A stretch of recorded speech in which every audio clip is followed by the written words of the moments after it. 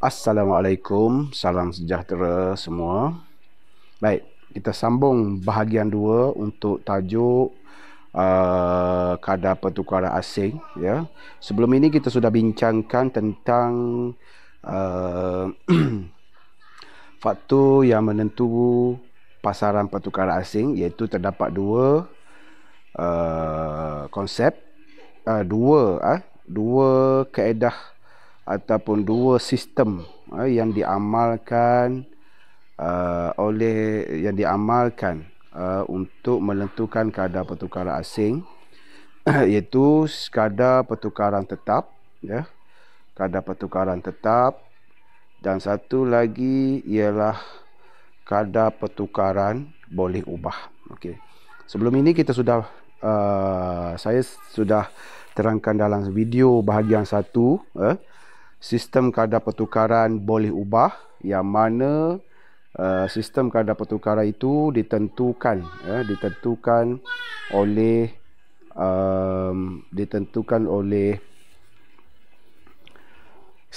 permintaan mata wang asing dan penawaran mata wang asing. Okey.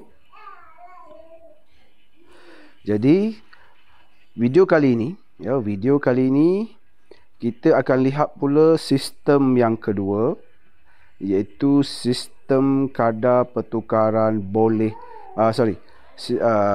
tapi sebelum ini kita bincangkan tentang sistem boleh ubah, ya. Sistem kadar pertukaran boleh ubah, yang mana kadar pertukaran ditentukan, ya, kadar pertukaran ditentukan oleh permintaan mata wang asing, okey, dan penawaran mata wang asing, ya. Yang mana ia melibatkan gambar rajah kelok permintaan mata wang asing dan kelok penawaran mata wang asing. Okey. Baik, jadi persilangan antara kelok permintaan mata wang asing dengan penawaran mata wang asing akan menghasilkan keseimbangan, okey, akan menghasilkan keseimbangan mata wang asing, ya, yang merujuk kepada keseimbangan antara permintaan mata wang asing, ya, dengan permintaan dengan penawaran mata wang asing. Okey, ini adalah gambar rajah yang menunjukkan bagaimana sistem boleh ubah berlaku. Okey, iaitu sistem di mana kadar pertukaran asing ditentukan oleh mekanisme pasaran. Okey, yang ditentukan oleh mekanisme pasaran, ya. So itu yang kita kenali sebagai sistem kadar boleh ubah. Okey, sistem kadar boleh ubah, iaitu yang pertama. Okey, yang pertama kita sudah bincang. Okey, yang pertama itu sistem kadar boleh ubah. Ini dia. Okey, sistem boleh ubah ataupun sistem fleksibel, ataupun juga dikenali sebagai sistem pasaran bebas, yang mana ia ditentukan oleh mekanisme pasaran. Apa itu mekanisme pasaran? Iaitu interaksi antara permintaan mata wang asing dengan penawaran mata wang asing. Okey. Manakala seterusnya video yang lalu juga saya juga telah menerangkan bagaimana penentu-penentu yang berlaku, apa yang menyebabkan sesebuah negara itu membuat permintaan mata wang asing dan sesebuah negara itu membuat penawaran mata wang asing. Okey. 3 komponen utama ialah pelaburan, pelancongan dan pelancongan ataupun pendidikan, dan yang ketiga aktiviti import dan ekspor. Okey, aktiviti import dan ekspor. Baik. Okey, so kita lihat apakah kelebihan sistem boleh ubah ini. Apakah kelebihan sistem boleh ubah ini? Yang pertama, Yang pertama, keseimbangan kadar pertukaran asing boleh ubah ini boleh dicapai melalui mekanisme pasaran. Maka ia akan secara automatik tanpa campur tangan kerajaan. Okey. So keseimbangan kadar pertukaran asing itu akan dicapai secara automatik. Okey, secara automatik, iaitu bukanlah dengan campur tangan kerajaan. Okey. Oleh itu, kerajaan tidak perlu menyimpan banyak rizab antarabangsa untuk campur tangan dalam pasaran pertukaran asing. Sebab apa? Sebab bila kerajaan nak campur tangan, kerajaan perlu ada rizab. Rizab antarabangsa. Rizab antarabangsa ini maksudnya kerajaan perlu mempunyai mata wang asing dalam simpanan. Itu maksud rizab antarabangsa. Ya. Okey. Tetapi ada kelemahannya jugalah ya. Kelemahan sistem boleh ubah ini. Berlaku ketidakstabilan dalam kadar pertukaran asing yang sentiasa berubah-ubah lah. Okay? Selalu berlaku akibat kegiatan spekulasi yang keterlaluan dalam pasaran pertukaran asing. Kegiatan spekulasi itu maksud dia kan, orang yang kaya boleh membeli mata wang asing dengan banyak kan? Dan bila dia membeli mata wang asing yang banyak, itu menunjukkan berlaku permintaan mata wang asing. Bila berlaku permintaan yang banyak mata wang asing, kelok permintaan akan beralih ke kiri dan akan mempengaruhi kadar pertukaran asing. Kan? Jadi bila keadaan ini berlaku, kan? Bila keadaan ini berlaku, ia akan menyebabkan sistem kadar pertukaran asing itu terdedah. Sistem kadar pertukaran asing itu terdedah kepada sistem kadar pertukaran asing itu terdedah kepada spekulasi yang keterlaluan. Contoh, ada di sini ada bagi contoh. Krisis keuangan rantau Asia Tenggara. Okey, contohnya krisis keuangan rantau Asia Tenggara. Spekulator membeli dolar Amerika Syarikat, spekulator membeli dolar Amerika berterusan sehingga membawa kepada kemerosotan mendadak kadar pertukaran dolar dan ringgit Malaysia pada 1997 dan 1998. Okey. Baik, ini maksud dia. Okey, katakanlah ini satu ilustrasi lah, contoh lah. Okey, katakan ini adalah kelok permintaan dolar, kelok permintaan dan penawaran dolar. Okey, ini SS, ini D. Okey, ataupun kita ambil rajah inilah. Kita ambil rajah yang sudah ada. Contoh yang inilah. Okey. Kita ambil rajah ini contoh. Okey.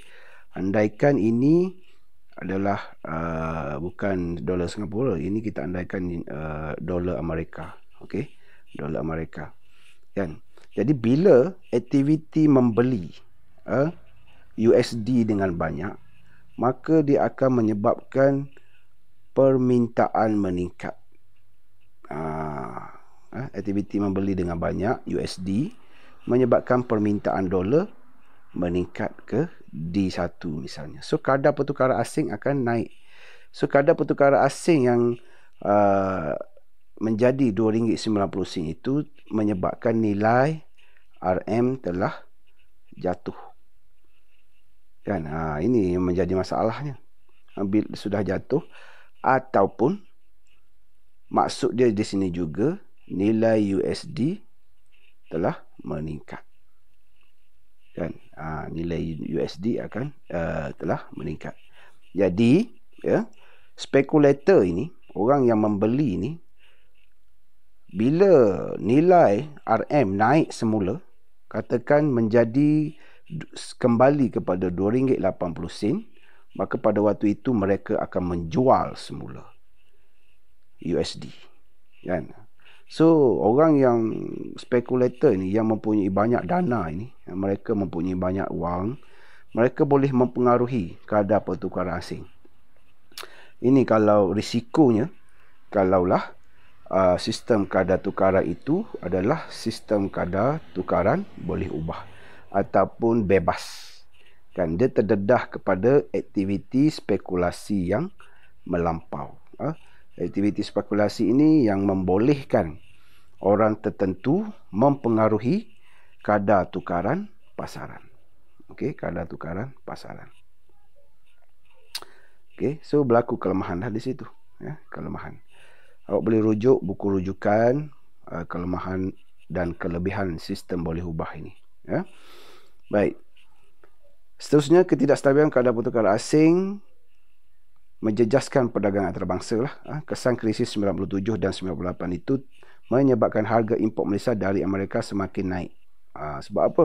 Kalau berdasarkan contoh tadi, RM2, kalau contoh jadual tadi lah kan, jadual tadi daripada RM2.80 kepada RM2.90. Let's say, ini contoh ya, ini contoh. Ya. Untuk USD 1 kan. Ini contoh ya. Walaupun nampak 10 sen saja, tapi banyak sebab kita melakukan perdagangan secara besar-besaran. Bukan 10 sen, 20 sen, berbilion. Kan, berbilion. So bila akibat daripada aktiviti pembelian dolar tadi menyebabkan nilai RM jatuh daripada RM2.80 satu dolar kepada RM2.90 satu dolar, itu bermakna RM telah jatuh nilainya. Ya, RM telah jatuh nilainya. Baik. Ini akan menjejaskan aktiviti ekspor dan import. Yang pertama, bila nilai RM jatuh, menyebabkan harga import Malaysia dari Amerika naik. Itu punca yang kesan yang pertama. Sebab apa? Sebab kita perlu membayar lebih. Sekarang. Dulu kita perlu bayar barang yang berharga $1 di Amerika, kita hanya perlu bayar RM2.80. Selepas berlaku aktiviti spekulasi tadi, ya, Malaysia perlu membayar, pengimport Malaysia perlu membayar RM2.90 untuk barang yang berharga $1 di Amerika Syarikat. Kan? So ini menyebabkan harga import Malaysia naik dan harga ekspor harga ekspor Malaysia ke Amerika pula menjadi murah lah. Dan bila nilai RM jatuh, bermakna harga barang kita, okey, harga barang keluaran Malaysia dalam sebutan USD akan menjadi murah. Kan? Akan menjadi lebih murah. Okey. Jadi ini menyebabkan harga ekspor kita ke Amerika Syarikat murah. Dan so akan menurunkan nilai ekspor Malaysia ke Amerika Syarikat. Okey. Itu situasi dia. Okey. Jadi seterusnya, pengimport kesan dia ialah pengimport dan pengekspor Malaysia yang membuat pengimport dan pengekspor Malaysia yang membuat perjanjian jangka panjang terpaksa menanggung kerugian besar. Malaysia turut mengalami defisit dalam akaun semasa, iaitu akaun dagangan lah. Yang ada dalam akaun semasa itu adalah akaun dagangan lah bila melibatkan kegiatan import dan ekspor. Okey. Baik. Okey. Di sini pula kita lihat penentu kadar pertukaran asing dengan kaedah yang kedua, iaitu kadar pertukaran tetap. Okey, kadar tukaran tetap. Itu kaedah yang kedua. Tadi kita bincangkan video yang sebelum ini, kita bincangkan tentang kadar pertukaran boleh ubah ataupun bebas. Yang kedua ialah sistem kadar tukaran tetap ataupun sistem campur tangan, ya, sistem yang mana ada campur tangan kerajaan. Ya. Sebab aktiviti spekulasi tadilah menyebabkan kerajaan perlu campur tangan. Kadar pertukaran yang ditetapkan, kadar pertukaran asing, sistem pertukaran tetap ini ialah kadar pertukaran yang ditetapkan oleh kerajaan. Tujuan dia untuk memperbaiki imbangan pembayaran dan memajukan ekonomi. Sebab apa? Sebab kadar tukaran asing ini akan mempengaruhi kegiatan import dan ekspor. Okey, kerajaan boleh meletakkan kadar tukaran asing sama ada lebih tinggi, sama ada lebih tinggi atau lebih rendah daripada yang ditetapkan oleh pasaran dalam pasaran pertukaran asing, lebih tinggi ataupun lebih rendah. Sebagai contoh, sebagai contoh, harga mata wang asing ditetapkan lebih tinggi daripada kadar pertukaran pasaran. Baik, berdasarkan rajah ini, kalau kita lihat, pasaran menetapkan harga $1 dalam sebutan RM, pasaran menetapkan ialah RM3.70. Okey, itu pasaran yang tetapkan, itu pada titik E. Okey, jadi oleh kerana RM3.70 itu pada pandangan kerajaan, RM3.70 untuk $1 USD 1 sama dengan RM, sama dengan RM RM3.70. Okey, maknanya pada pandangan kerajaan, jika ini adalah terlalu tinggi bagi RM, kan, pada pandangan kerajaan, maka kerajaan boleh menetapkan kadar pertukaran tetap pada RM3.80 yang dikenali sebagai susut nilai RM. Kan? Maknanya kerajaan menetapkan nilai RM berbanding US dollar lebih murah. Okey, lebih murah dari kadar tukaran yang ditetapkan oleh pasaran. Lebih murah lah. Maksud lebih murah di sini, pasaran menetapkan $1 RM3.70. Tapi kerajaan tetapkan RM3.80 $1. Maknanya RM dinilai lebih murah berbanding USD.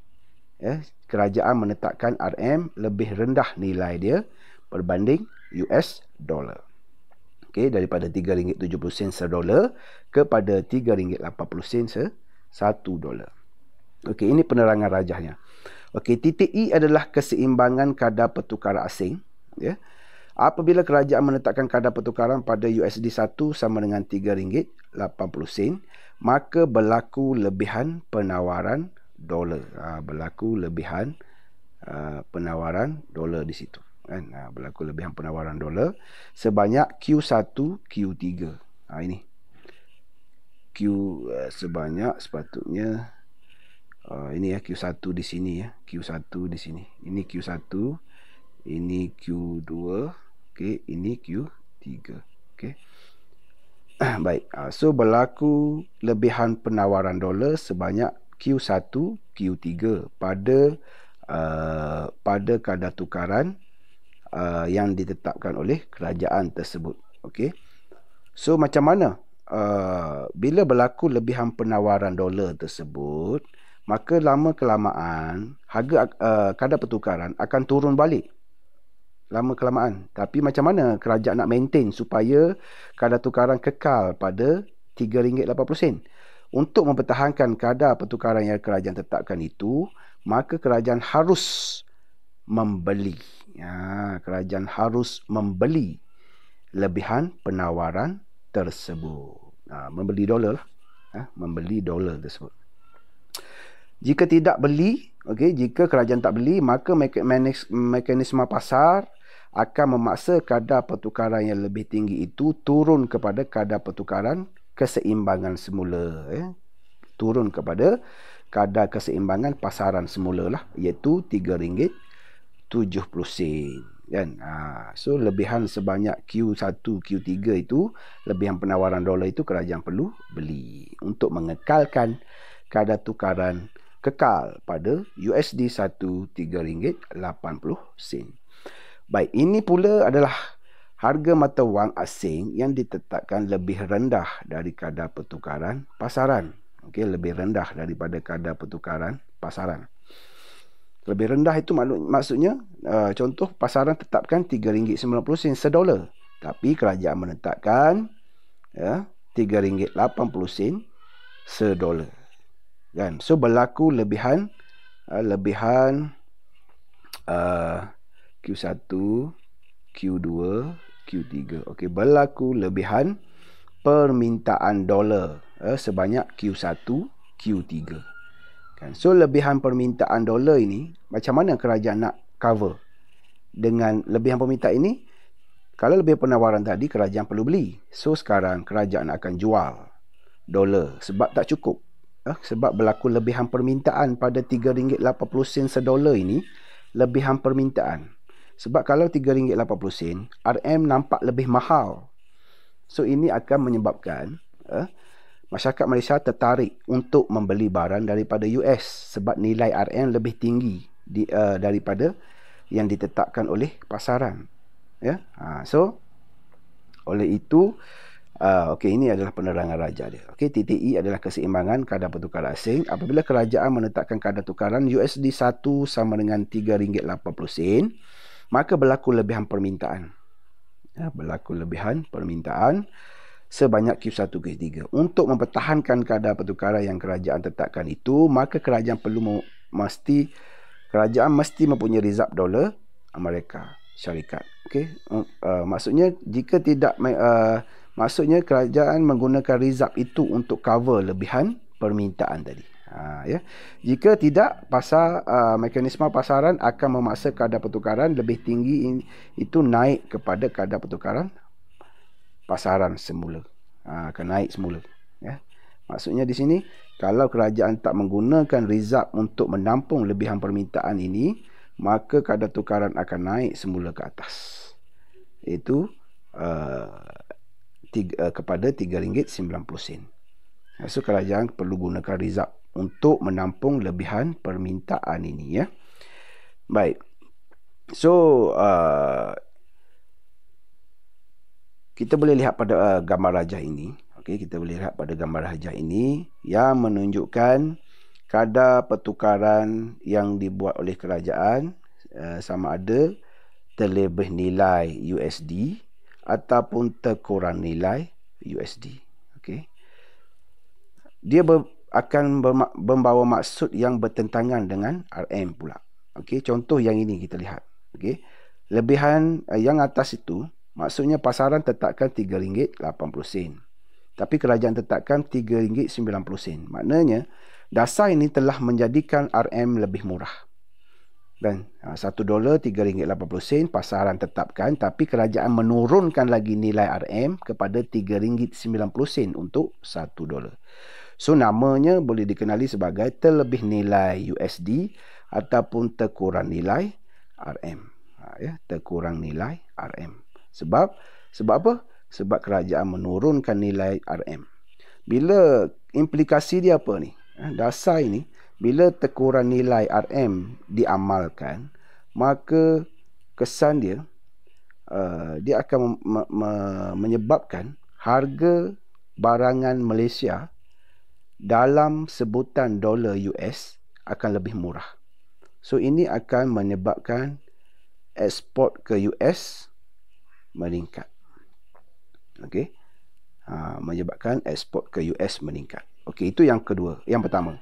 Yang kedua, bila harga RM itu lebih murah berbanding US dollar, rakyat Malaysia akan melihat barang buatan US tu lebih mahal berbanding barang buatan tempatan.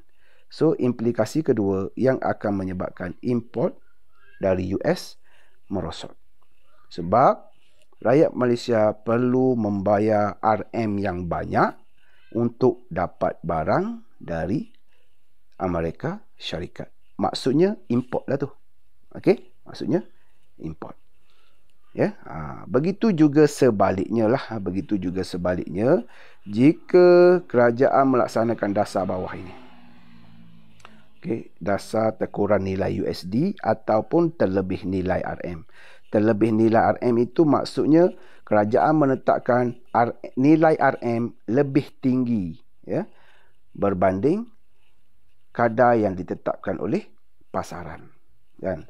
So, bila berada RM3.70 untuk $1, sedangkan pasaran menetapkan RM3.80, dia menampakkan nilai USD itu diturunkan dan nilai RM itu menjadi nampak lebih mahal. So ini akan menyebabkan rakyat Malaysia akan melihat barangan buatan US lebih murah dalam sebutan RM. Dan yang kedua, okey, jadi itu akan menyebabkan import bertambah. Okey, dan yang kedua pula, bila nilai RM itu lebih mahal, okey, lebih mahal, maka rakyat US, okey, rakyat Amerika akan melihat barangan buatan Malaysia ini lebih mahal. Okey, barangan buatan Malaysia ini lebih mahal kerana mereka perlu membayar banyak RM untuk dapatkan barang buatan Malaysia. Mereka perlu membayar banyak USD untuk dapatkan RM untuk membeli barang dari Malaysia. Dan ini akan menyebabkan ekspor menurun. Okey. So dasar yang terkurang nilai USD ataupun dasar terlebih nilai RM ini akan memburukkan lagi imbangan dagangan. Akan memburukkan imbangan dagangan. Manakala yang ini pula akan memperbaiki imbangan dagangan. Dasar terkurang nilai RM tadi. Okey.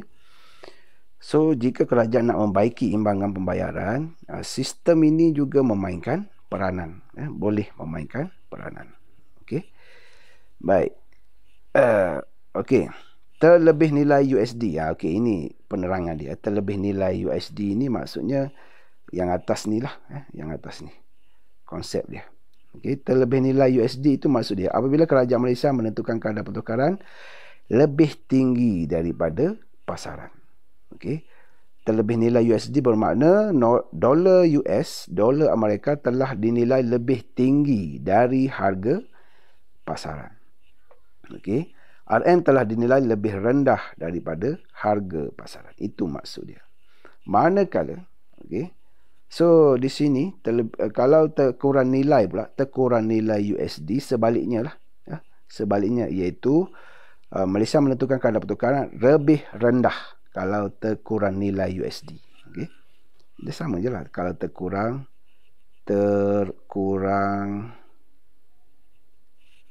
nilai, okey, nilai USD. Konsep dia sama juga. Okey, konsep yang sama. Iaitu apa? Apabila kerajaan menentukan kadar pertukaran lebih rendah daripada pasaran. Terkurang nilai USD bermakna dolar Amerika Syarikat telah dinilai lebih rendah daripada harga pasaran. RM telah dinilai lebih tinggi pula daripada harga pasaran. Itu kalau terkurang nilai USD, iaitu yang bawah ni. Okey, yang bawah ni.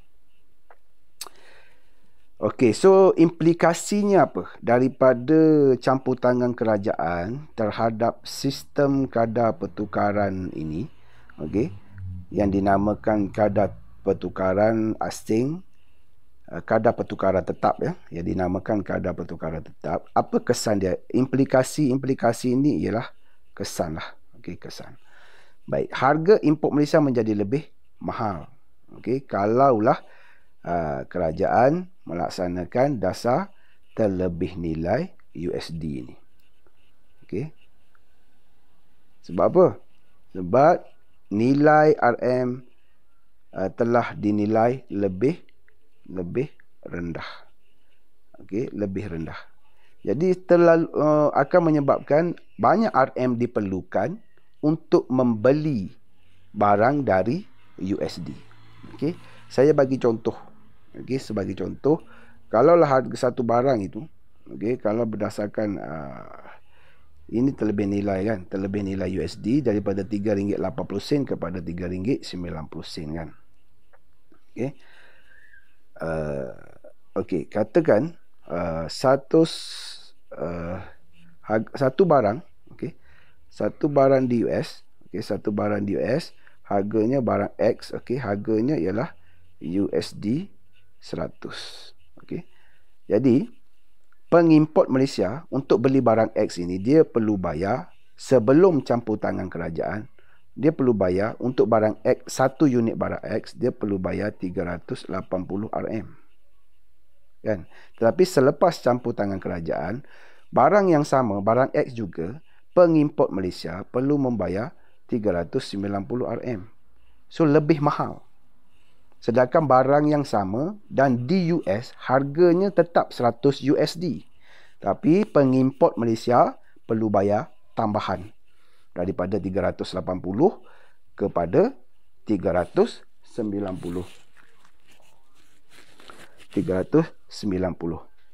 Baik. Jadi kesan dia mahal. Itu maksud dia mahal. Jadi kesan dia ialah di sinilah harga import Malaysia menjadi lebih mahal. Harga import, maksudnya harga import Malaysia ni maksudnya harga import dari US oleh rakyat Malaysia menjadi mahal, menyebabkan import Malaysia berkurang, ya, menyebabkan import Malaysia berkurang. Ini kesan dia. Import jatuh. Okey, import jatuh. Harga ekspor Malaysia menjadi lebih murah. Ya. Sebab apa? Ya, sebab menyebabkan ekspor Malaysia bertambah.